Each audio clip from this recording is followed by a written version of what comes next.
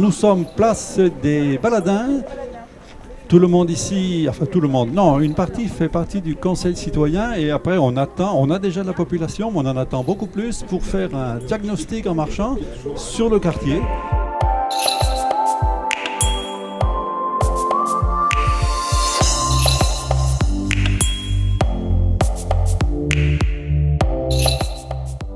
Le diagnostic a été fait, comme prévu, sur 1 heure à peu près, sur la maille 1, en faisant toutes les observations que les participants ont pu faire, ce qui était bien, ce qui n'était pas bien, ce qu'on pouvait améliorer.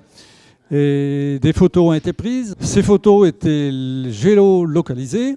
Et puis au retour à la maison du projet, qu'est-ce qu'on a fait? On a remis toutes les observations, on les a projetées sur écran pour initier les gens à l'utilisation de la plateforme numérique.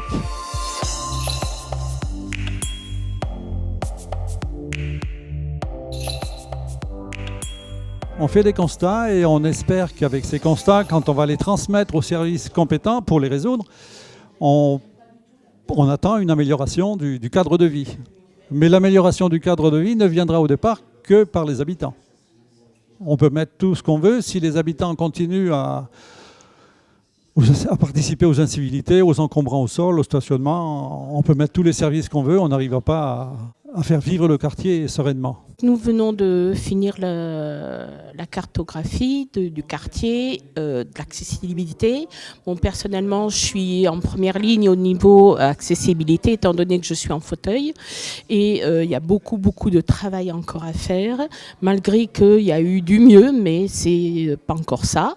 Des trottoirs qui sont beaucoup trop étroits ou qui sont totalement inaccessibles. Les ordures qui sont un peu partout. L'incivilité est toujours là, ce qui est très dommage parce que Miramas peut être très bien, très beau. L'étape à venir, c'est la prise de contact avec la collectivité pour la prise en compte justement de cette plateforme numérique pour que les doléances soient prises en compte et pour éliminer ces encombrants, ce qui est déjà fait souvent et à longueur de semaine, c'est fait, mais ce n'est pas suffisant. Donc les services, on ne peut pas rajouter des services, des passages de camions, il y en a suffisamment. Après, c'est une histoire de propreté, d'incivilité. Il faut que les gens quand même soient conscients du problème. Les efforts, les communications, les exemples de participation aux habitants pour le nettoyage des quartiers a été fait depuis des années. Et on s'aperçoit que tous les jours, on continue à retrouver les mêmes incivilités.